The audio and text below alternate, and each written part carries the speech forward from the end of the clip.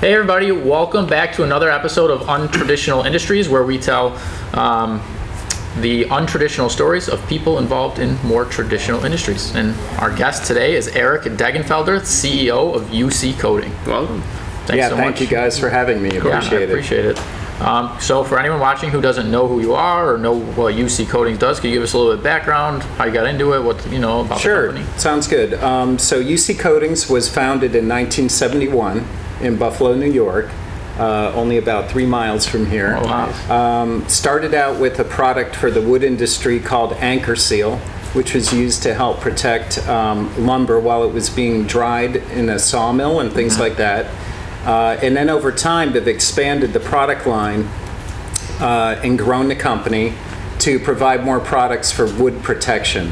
And so I'll explain a bit what those are later, but that's really been the mission of the company, is to sell products that are used to protect and preserve wood, which is a really great building material, environmentally friendly, sustainable, and so that's a great thing to be involved with.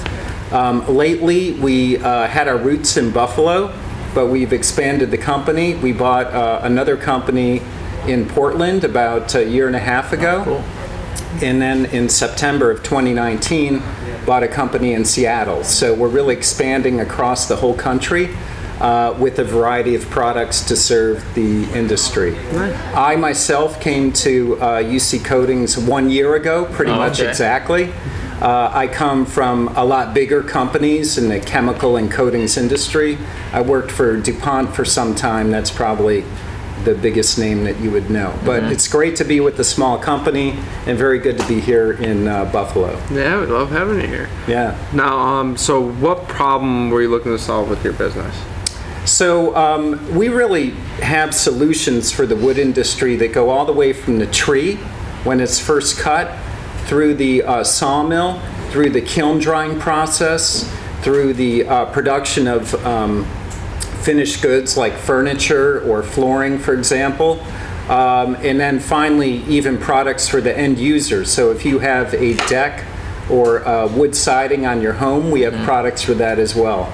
So the product that we first invented, it's called Anchor Seal. You probably can't really see it here, but it's a wax coating that goes on the end of the wood. So when this goes into the kiln dryer, that wax coating protects it from splitting and checking, which really, hardwoods are very valuable, so you want to help increase the yield, and that's what that does.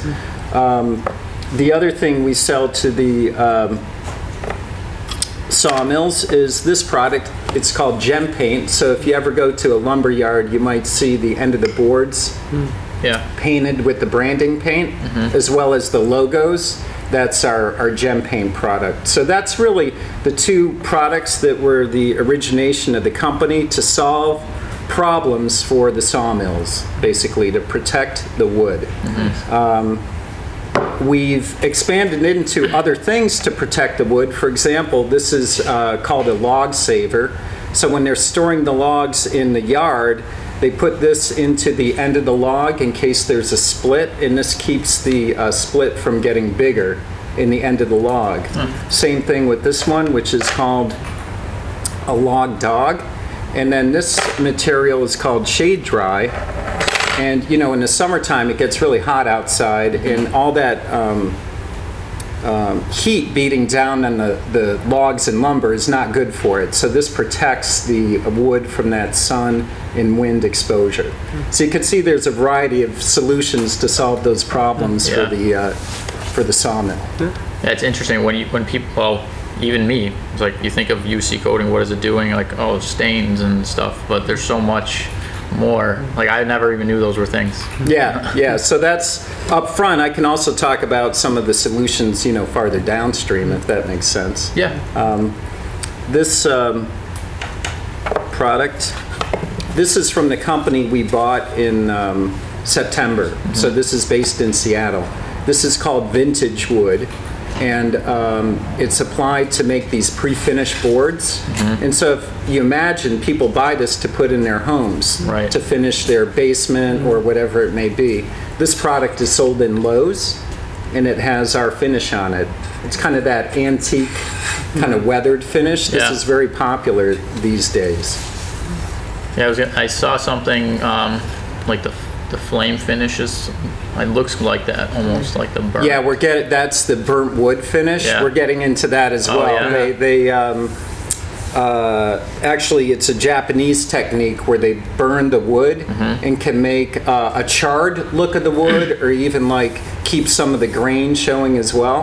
And we sell this product, which is called Seal Once, and we sell this to some of those makers, and they use that to protect that charred wood from the elements. Okay.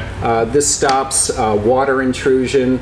This helps stops the weathering, and so we have companies now that are doing that with our product right now. So, yeah, there's a lot of evolution in wood. If you look at the different designs that are around, Yeah. both in finished wood as well as wood construction.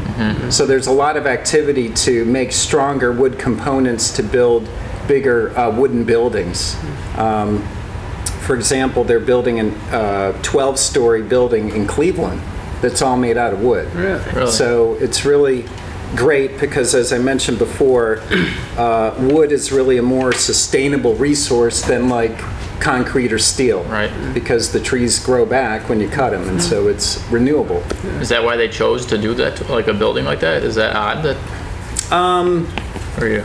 Why did they do that? I'm not really Yeah. sure. I think one thing is the design, because they leave a lot of exposed wood Okay. on the interior and exterior, so it looks pretty cool. Yeah.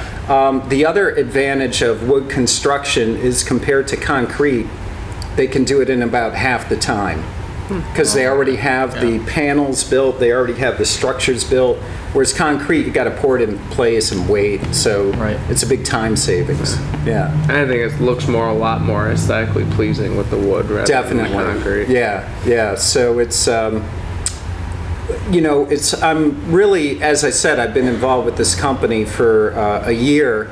But to know that I'm involved in an industry that is promoting sustainability and reducing the carbon footprint compared to the alternatives, like Right. that's good for me. Yeah, that's And awesome. the people like that too. Yeah, you know? for sure. So kind of, all these, you guys do so many different products, and like the fire thing is something like you're starting to get into, and I imagine you're always getting into new things.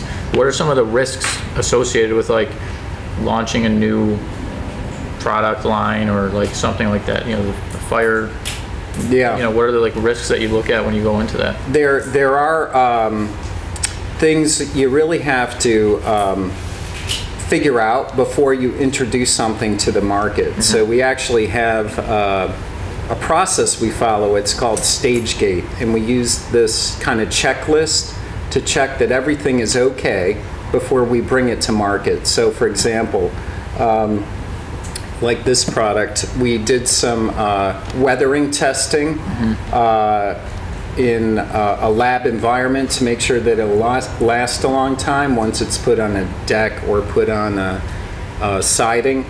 With like this product, this anchor seal, we're able to work with one customer first in their process to make Right. sure it works there before we introduce it to the wider market. So with these coatings and chemicals, it's really important to do internal testing, plus do some testing with like just a couple customers before you take it nationwide, because people need these products to perform for a long time. Right. And wood can be expensive. This some grades of hardwood, like walnut, are really expensive. So if you wreck a whole batch of walnut, that's going to be really expensive for your customer. Yeah, and they're just throwing money out the window. Exactly. I'm a little curious. Like you mentioned, this stuff needs to last a long time for the customer. How do you test that? Like some of this stuff, 10 years, 20. Like, is this how long the seals are supposed to last, and like stains and whatnot? With the product like this, there's something they call it accelerated weathering. So there's a machine, and you coat wood panels, maybe bigger than this, but you coat Right. the panels and you put them inside this machine, and the machine has UV light and water and heat, and it goes through like a cycle. Like it's a sunny day with a lot of UV light, and it's hot, and then it gets cold and wet, and then it just keeps running through that cycle, and they call that accelerated weathering. So within 1,000 hours of that test sample being in that cabinet can simulate like 3 years of outdoor exposure. Wow. So we have some of that testing going on right now, actually, with one of our new products that's coming out of Seattle. And then, of course, there's nothing to exactly replicate the outdoor weather, so we put samples outside as well. Right. And you got to just wait and watch those, year after year to make sure that's okay. Like watching paint dry. Yeah, kind of, yeah. So there's one more product line I wanted to mention that I didn't bring up yet, which is was featured on the cover of Hardwood magazine. There's a magazine for everything. Yeah. There's a magazine for hardwood. So this is the company we bought about 1.5 years ago. And this company makes products to protect wood from mold and protect wood from fungus. So sometimes when you cut green wood and you're leaving it on a stack in a lumber yard, it can get a fungus that comes in from the end, or it can get moldy when it's being shipped to the final customer. If you go to a building supply store, you might even find some moldy boards. It happened to me. I used to work at Home Depot. Oh, really? Exactly. When you'd break up like the stacks, you would occasionally find that in the center there'd be some mold, and you'd have to throw the whole thing out. Exactly, right? So that's all wasted. And the reason that happens is it gets wet inside there, and that promotes the mold. Well, we make products that stop that from happening. And in addition to that, when you're in a sawmill, there's a lot of movement across these chains and everything, and they can pick up stains along the way. Yeah. So we make a product that's called Soul Bright that removes all those stains. So this is like the before, and this is the after. And obviously, which one would you rather buy, right? Right. So that is another example I wanted to make sure I mentioned. But the thing is, being Buffalo-based, we were kind of like a more Eastern company, and now our big effort is to expand across the whole country to really serve the whole market with this kind of complete product line that we've built. Awesome. So with all things going on, how would you define success? There's a couple metrics of success. One is we have a couple big projects going on with key customers. So we have a gigantic project going on right now with a customer in the West to really solve a lot of their mold problems, and we're planning on doing a big trial soon. We have one trial already, went well. We're going to have a second big trial. Hopefully that goes well. If we solve their problems, I would call that success, from their perspective. They're going to have less wasted wood. They ship some of their product to Home Depot, actually. And then if they're successful, then we're successful. We'll get the business and, make some money, and everybody will be happy. The technical person, the salesperson, we'll have a big celebration, and the customer as well. So that's one form of success. Another form of success that's kind of more business-based is growth. So I think that anybody who runs a business or owns a business is always interested in growth. If you can get more customers year over year, if you can make more revenue year over year, that's feels good, right? It's better to grow than it is to shrink. And growing into new markets is one of our big focuses right now. Our traditional roots of the company have really been this hardwood industry, which is like oak and maple and walnut, as I mentioned before. But we're getting more into the softwood industry, which is the building products, like this OSB you have on your walls right here. We were actually doing a test in our plant with some of that before I came to this session. And The softwood market is about 8 times bigger than the hardwood market, so there's a lot more room to grow in that industry because we're pretty well penetrated into the hardwood market. The third metric of success is really employee satisfaction. So our company really has a strong culture. There are 2 key things to it. One is customer focus, and the other is teamwork. And then the third thing is respect.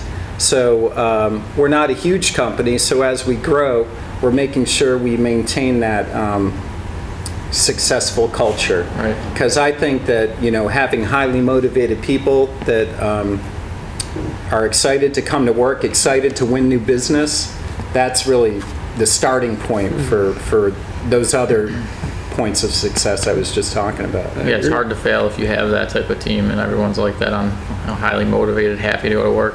Yeah, definitely. So, yeah. So on success, what's stopping you from achieving all this success? Like, what challenges have you kind of come up since you've been there? Maybe. Yeah, there was when I came a year ago, we had a budget for 2019. That's kind of our financial goals for 2019, and it turns out that the industry wasn't doing that great because of the China trade war situation.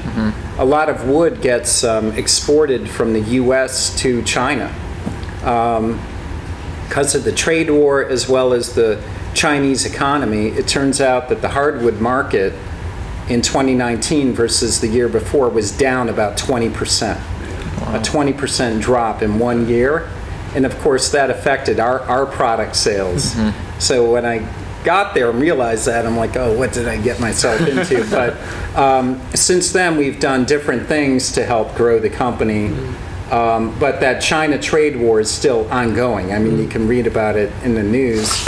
And to help, in my small way, to help address that challenge, there's a group called the Hardwood Federation. It's a trade group.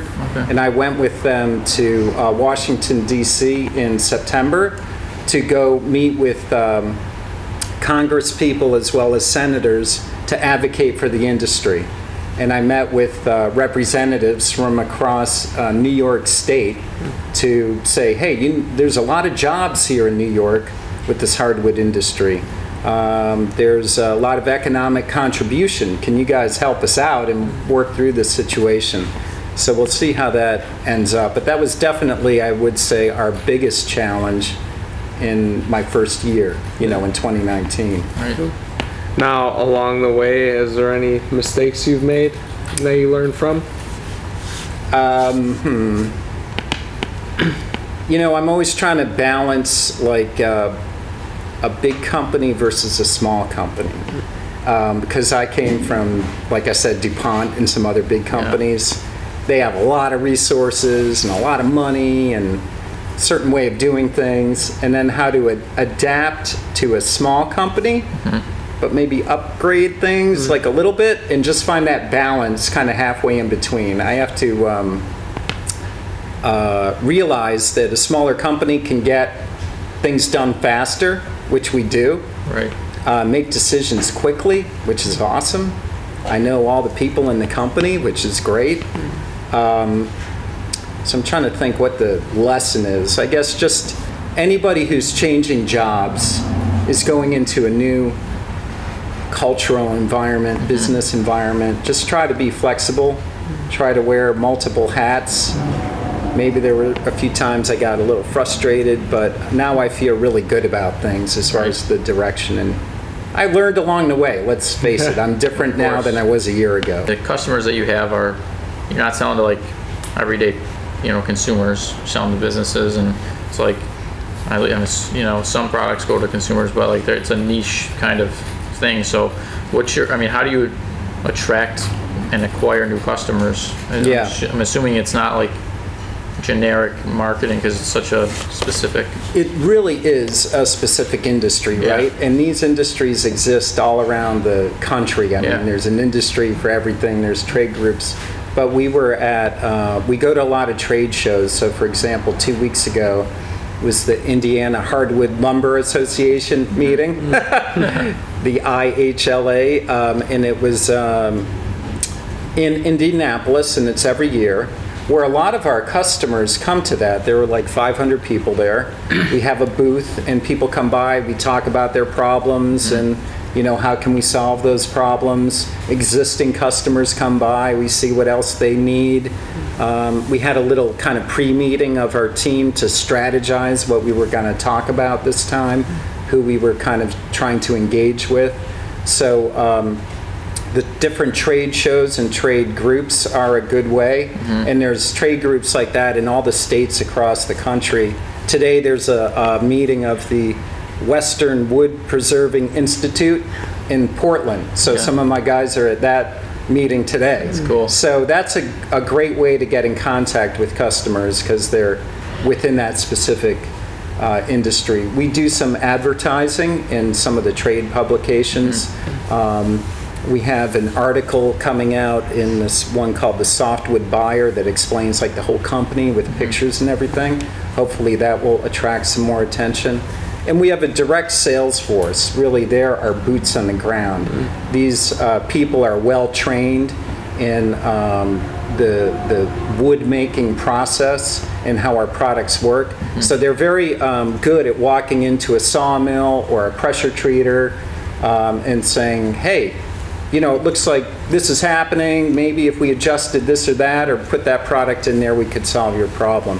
So it really is a direct sales process at the customer site is ultimately how it works. This product line is, as you pointed out, used by consumers, and we've now marketed this on Amazon, and it's taking off. Yeah. So that was our first big foray into e-commerce.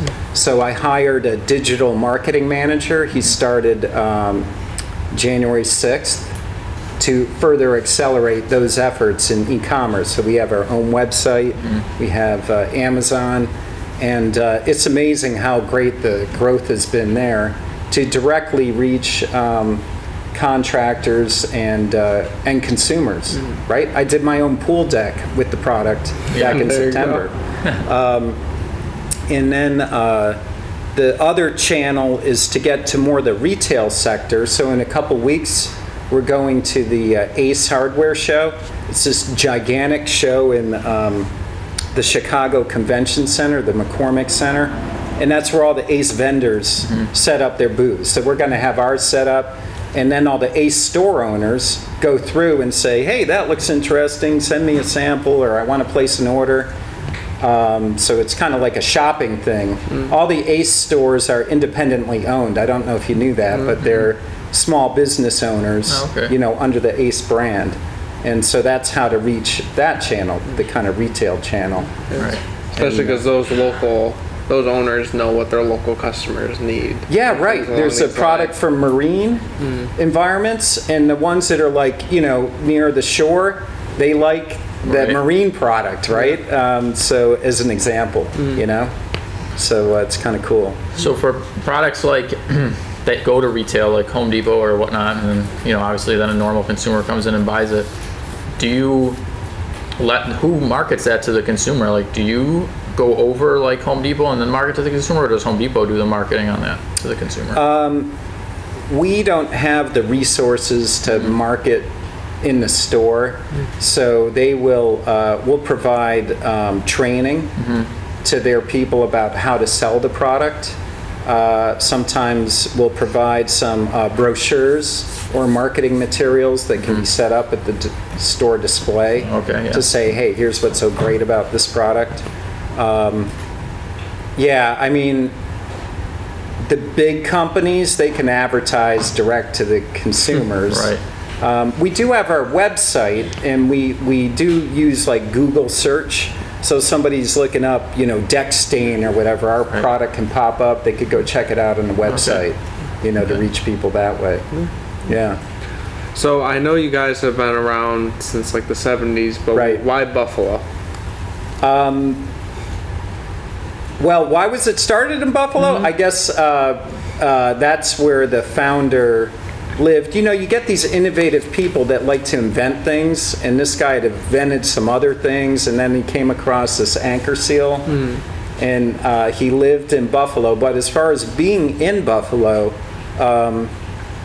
I think it's a great location, and there's a couple reasons for that.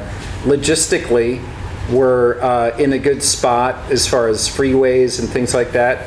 It's easy to get to Canada. We have customers in Canada. The workforce is good, and it's at a reasonable cost. There's some countries across the city where the labor rates have gotten, pretty expensive. Oh, yeah. And it's really like a nice place to live. The cost of living isn't crazy. I think that for a company like us, it works out pretty well. We're making, chemical products, but we do all the right environmental controls, and none of our products are hazardous. So our location is right near the Tri-Main building on Main Street. Okay. And you wouldn't even know it's there, but that's where we are. But I think Buffalo's working out great for us. And then Seattle and Portland are perfect locations because there's a lot of wood in the Pacific Northwest. A lot of production and sawmills up there. So being, you've had a successful career as a leader in business, became multiple companies. Companies UC Coatings successful. What advice would you give to an aspiring either business owner or someone who's looking to get into leadership, CEO type role, in their future? When you're in your career, always look for a variety of opportunities. One thing I did that was really great was I got to live in China for 5 years. Oh, wow. So I was working for DuPont, and in 2008, we moved the whole family to China. So I was running the businesses over there for Asia. And just to have that experience for me and my family was fantastic. I would love that. Right. I told my boss, hey, how about an international assignment? And one Saturday he called me and said, I have a job for you in China. That's awesome. And I talked to my wife for an hour and called him back, and I said, we're going. So so that's one thing. Another thing is when I interview people for our company, I try to gauge their ability to wear multiple hats. Do they know a little bit about production? Do they know a little bit about supply chain?